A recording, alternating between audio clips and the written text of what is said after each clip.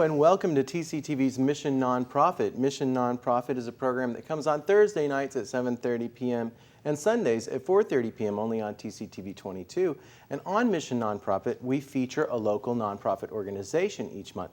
This month we have the Sandman Foundation, and with me today is Carl Seberg and Don Taylor, who are on the board of the Sandman Foundation. And it's a nonprofit foundation that helps preserve the Sandman and carry on tours and all kinds of other cool things. And these people, some of the people watching may not know what the Sandman is, but most of you have seen the Sandman out there at Percival Landing next to the Oyster House. So tell us, what do you do out there on the Sandman on the weekends when you're open for tours? Well, we let the people on board. We welcome them onto the Sandman. We take them on a tour of the boat. Normally these picture boards would be in the wheelhouse, and we tell the people the history of the Sandman. And whatever they want to know, if they have questions, we try to answer them. Sometimes people will be on, one group of people will be there 20 minutes, and another group might be 2 minutes. And you need to judge their interest in how long your talk will go. Right. Spiel, I should say. Your spiel. Yeah, and so that's open on Saturdays and Sundays from 11 to 4.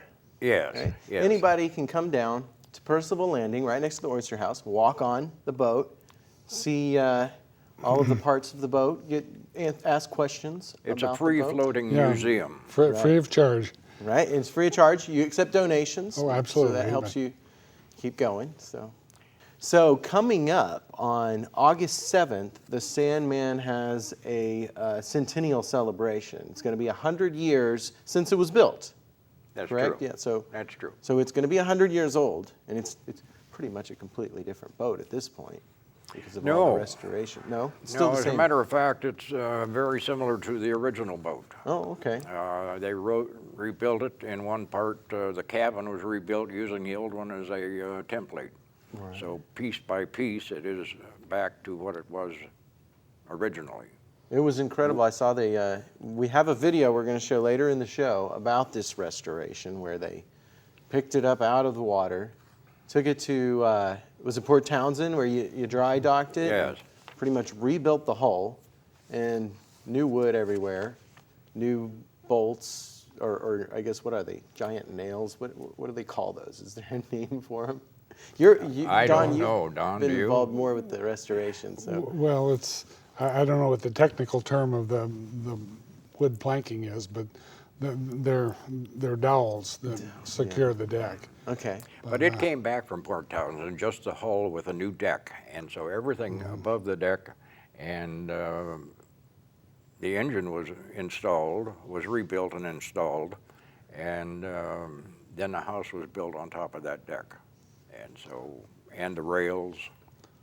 The way we like to describe it is that most of the structural wood on the boat, the planking underneath, the deck, even the house, and the wood had really had deteriorated, as wood will do in a marine environment.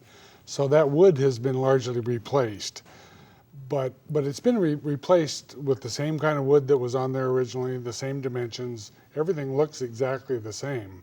But this is more accurate now. It's probably a more accurate representation of what it was. Yes. When it was and born. in addition to the wood, the other mechanical structures, we've tried to save as much of the original boat as we could. Things like the steering wheel and the pilot house, that's all from 1910.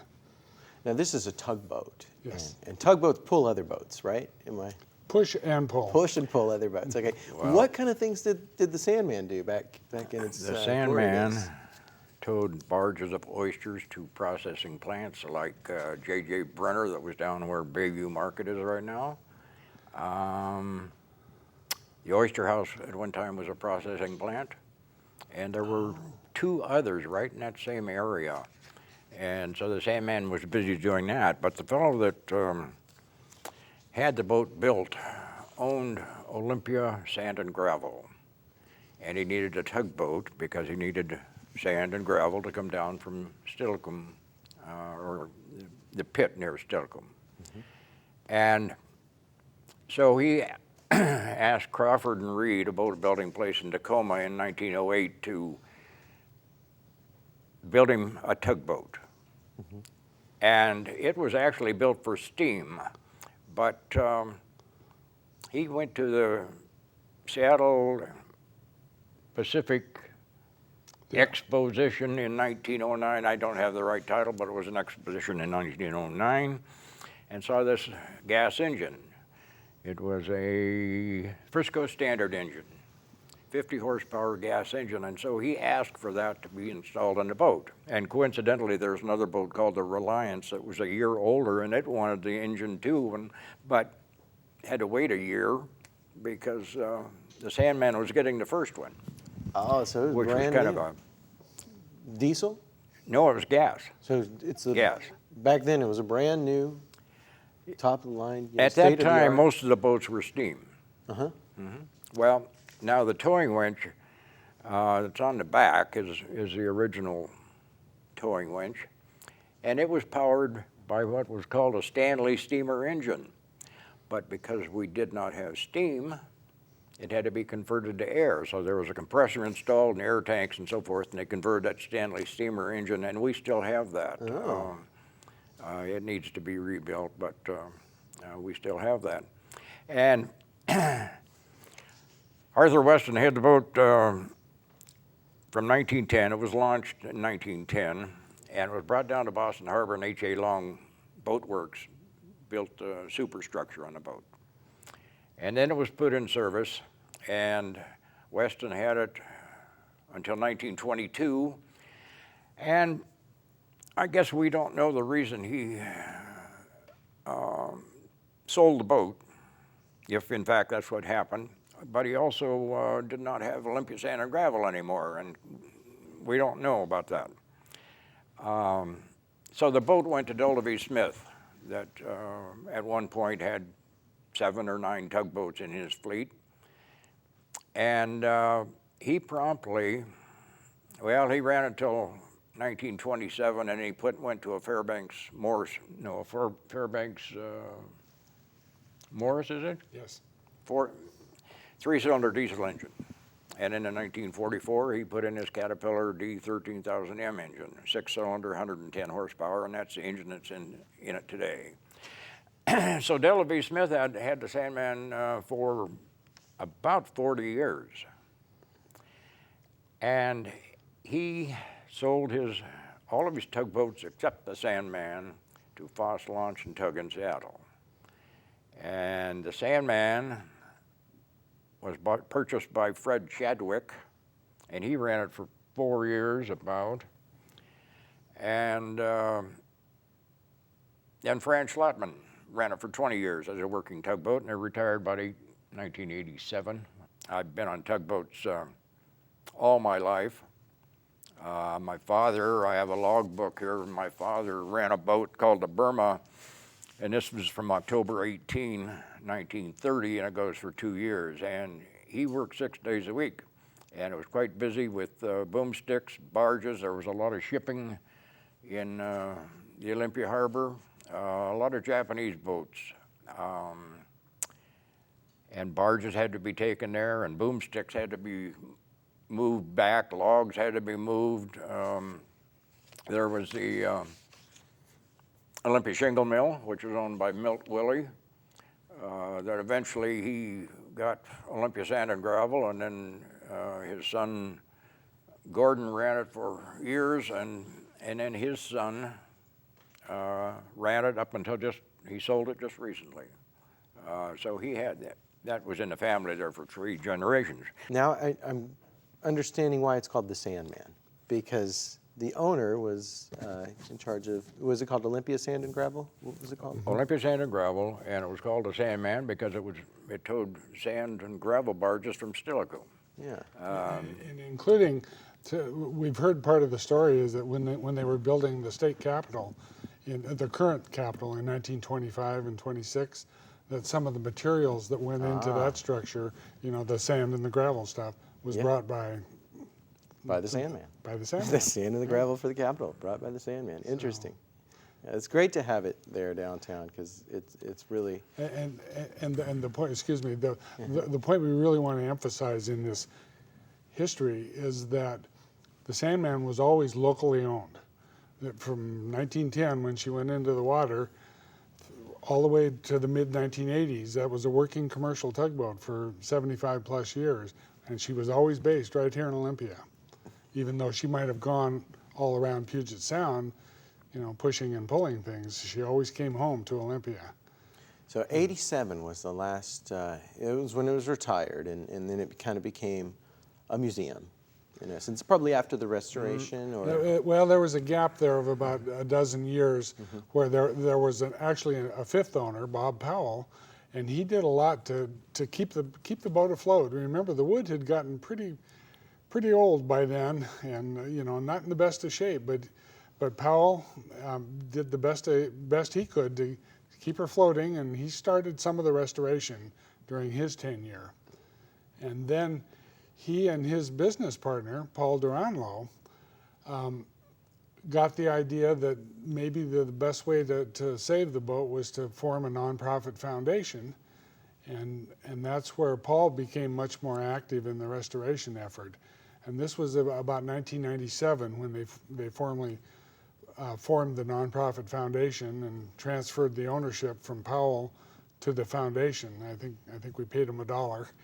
Okay. And so without the leadership from both Powell and Duranlo, you know, none of this would have happened. In the junkyard, and we would have lost all that history. Exactly. So I think there's a part in the video clip of the restoration where you got some bilge pumps in it to keep it from sinking. Isn't that right? And you said it's only leaking so much water. It's enough to keep it afloat. The bilge pump is keeping it afloat, right? Right, correct. And that's why it sank. Except did for sink. October of '98. And it did sink, and you had to get it back out of the water. Interesting. Bilge pump failed. Oh, okay. Yes. But I'd like to tell you that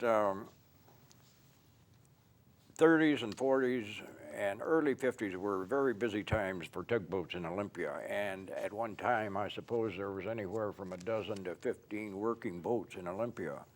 And of course, this is before some of this is before the 4th Avenue Bridge, and there was a mill called Tumwater Mill, and you'd go up Oh, go on up the Capitol Lake or the where Capitol Lake is now. You would go up the estuary,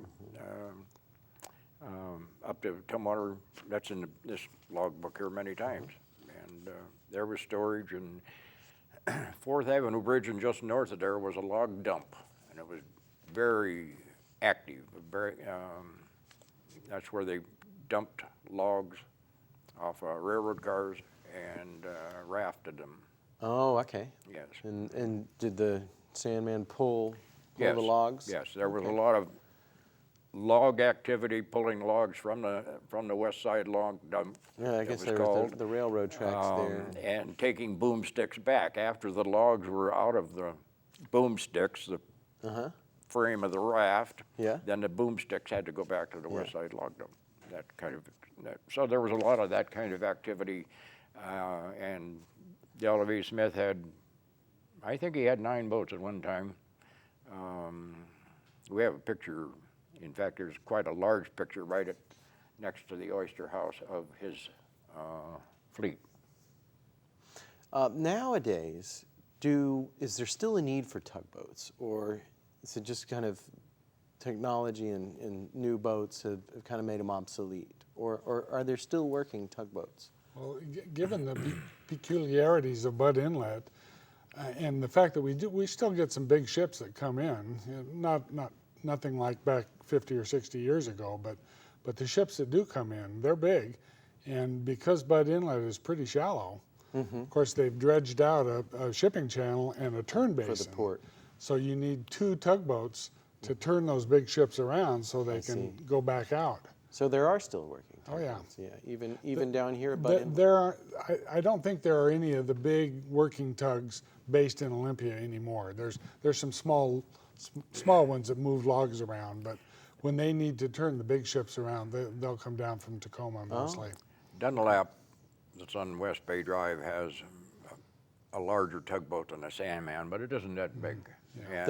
That big warehouse building with all the logs, is that what we're talking about? No, on South the of West Bay Drive side, on the other side. Yeah, yeah. Oh. There's a big kind of green warehouse. It's Oh, yes. Before you in get the- to Tugboat it's- Annie's? It's beyond that. No, it's just north of Tugboat Oh, it's Annie's. past North. Okay, then I'm thinking Yeah, something different. yeah. I had contact regarding the centennial celebration. There's a fellow by the name of Mike Scally and works for Foss in Seattle. And I asked him if they could send down a small boat to centennial celebration. He said, we don't have any small boats anymore. They're all big. And I don't know if you've ever seen a tractor tug, but it can turn on a dime. It's got a prop that is underneath, and they're huge boats. It's got a wheelhouse, it's complete glass. You can see 360 degrees. It's just so much different than it was years ago. We had one of those tractor tugs came down about 5 or 6 years ago for Harbor Days, and he put on a real demonstration. It was really something to see. Cool. So, well, why don't we go ahead and take a look at that clip of the restoration of the Sandman, and then we'll come back and talk more about the Centennial Celebration and some of the other festivals that the Sandman takes part in. Okay, we'll be right back. Well, enjoy this video. Minute right now, and thank goodness for good bilge pumps. The rot is getting the best of it, but we are looking forward to the time that we can get out of the water and get some major restoration work done, and looking forward to participating in the tugboat races at Harbor Day again. Well, if one of the grants comes in, our plans are to pull a boat in at the Port of Olympia, and with their cooperation and that of the Longshoremen's Union, take the house off the boat, deck winch, the anchor windlass, the tow winch, the compressor out, the anchor bed, main engine, and the starting motor, and have various people take these on as projects. The antique engine people are interested in reworking the Stanley steamer that drives the tow winch. We're also hoping for a lot of community involvement, also from the private sector. This is a big job that's before us, to redo the systems on the boat, and all the woodwork that is rotten and needs to be replaced. All the systems have to be disconnected, the steering, the pumping, the electricity, all of the various networks that hitch the control center in the pilot house to the other parts of the boat will have to be disconnected. No, today was a great day. Really was. We found the major leak, and I think we've stabilized the situation. We'll get these bilges clean and get the limber holes opened up. And I found a whole pile of stuff about that deep just below the shaft bearing. All right, got the stove out, got the table out. Well, they heard the gallon ladder. Well, yeah, this is great. Pretty soon there'll be no rails, no smokestack, no things like that.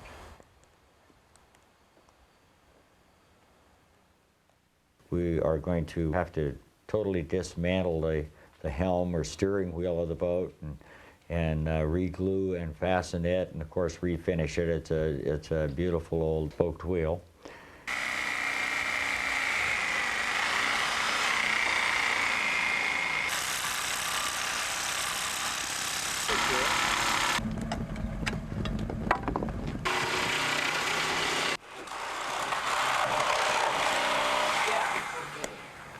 Now, I'll sort of come off.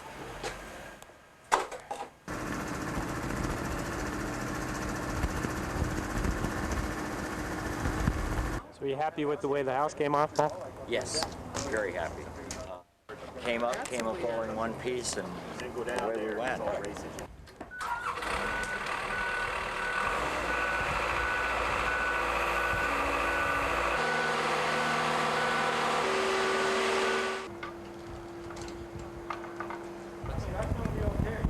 Let's dry up a little bit.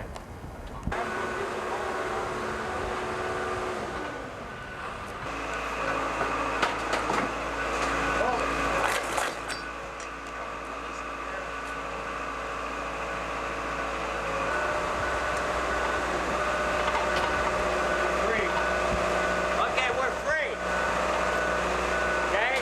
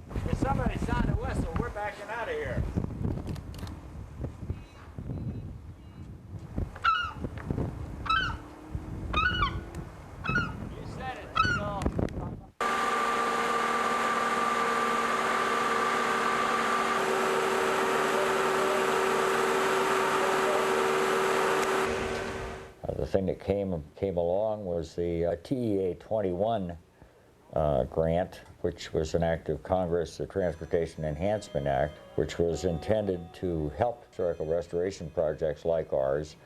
We wrote a grant for $280,000. We were successful in that. And we're now dealing directly with the state for the administration of that grant. Came out okay.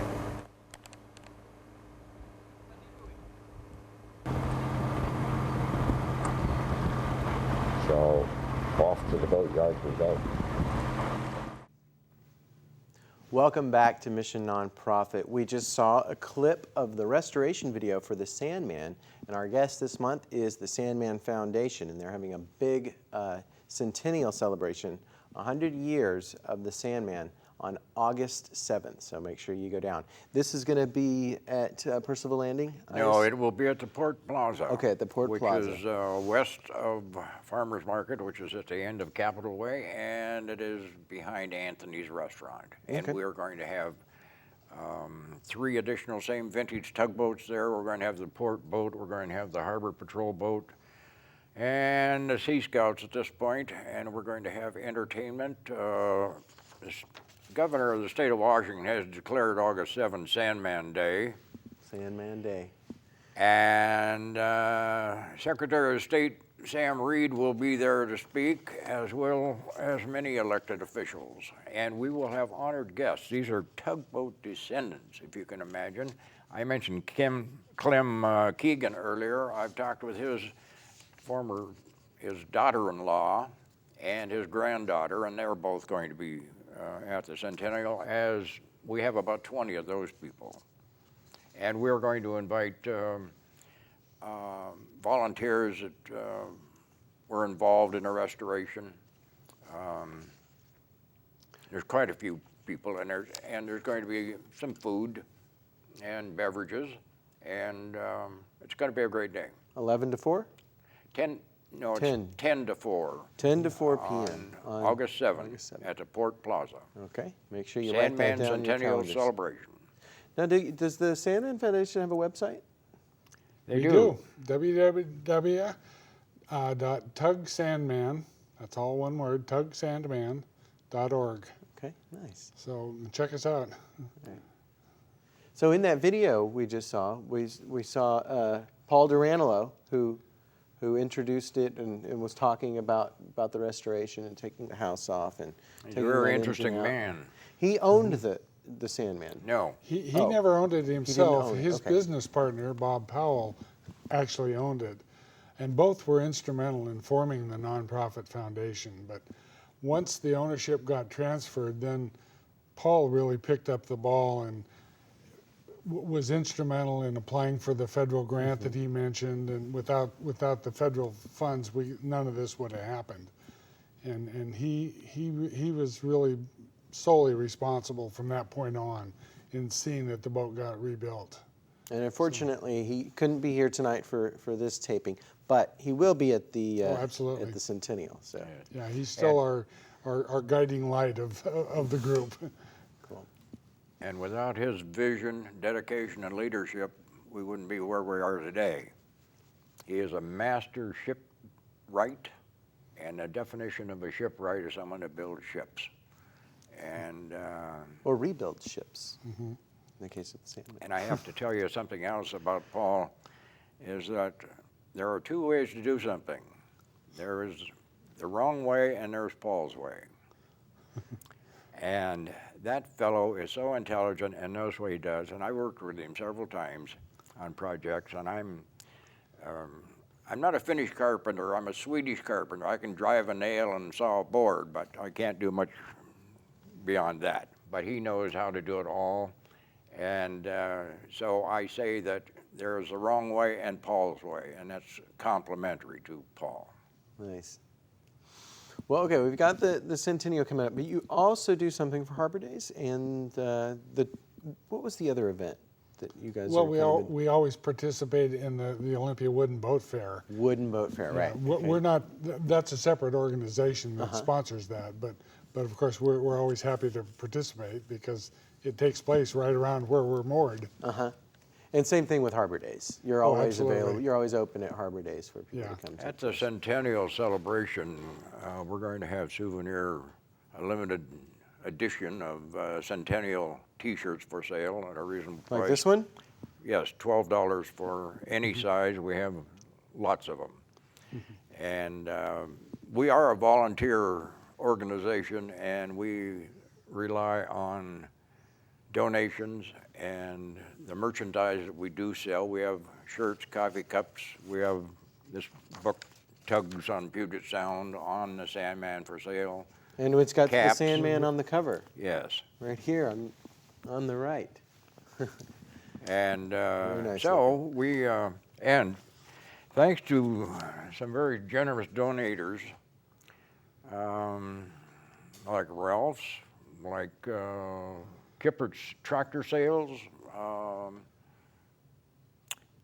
Olympia Federal Savings, those are, and Lucky Eagle Casino, and some others. We've had a lot of support by a lot of local businesses. And So that's how we're able to have the centennial celebration. That's awesome. And I'd like to just point out too, one of our major supporters is the city of Olympia, because they allow us to stay there at Percival Landing. Oh, great. Without that moorage, we'd be Oh, that's dead great. in the water. And so we have a feeling that they like what we do, and we certainly appreciate their support too. So. We had over 27,000 visitors to the boat last year. And hopefully we will have more this year with the activities that we have planned. Thanks, Carl and Don. And I just wanted to remind you that the Sandman Foundation is composed entirely of volunteers. If you're interested in tugboats, go to their website, tugsandman.org, to find out how you can become a volunteer for the Sandman Foundation. If you're interested in television, you can go to TCTV's website and find out how you can become a part of the crew of Mission Nonprofit. All you have to do is sign up for the Studio and Control Room Operations course. Well, until next month, I'm Robert Cam. See you then.